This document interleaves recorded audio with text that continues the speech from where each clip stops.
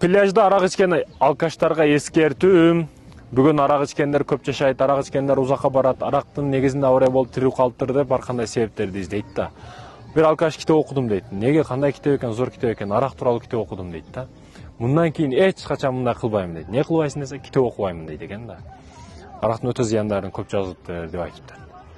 Айтайын дегеним, арак ичип жатасың, эч кандай ооруга чалыкпашың мүмкүн. Бирок кандай ооруга чаласың билесиңби? Арадан 10 жыл өтүп, эгер ушу ичишиң болсо, арак ичишиң болсо, арадан 10 жыл өтүп, ички жан дүйнөң карарып бүтөт.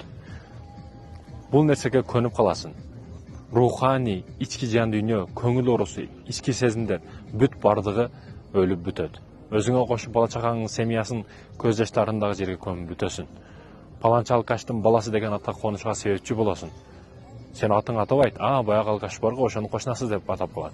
Ушул нерселер бардыгы жетерлүү эмеспи сага? Арак ичип денең жакшы жүрдү дегени гана эле эмес, анын башка себептери статистиканы эсептеп көр, канча барыга душ болосуң.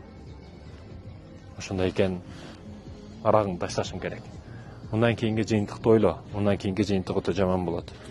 Арак эч качан жакшылык алып келбейт сага. Жамандыктан башка эч нерсе бербейт сага. Ошондой экен, арагыңды ташта.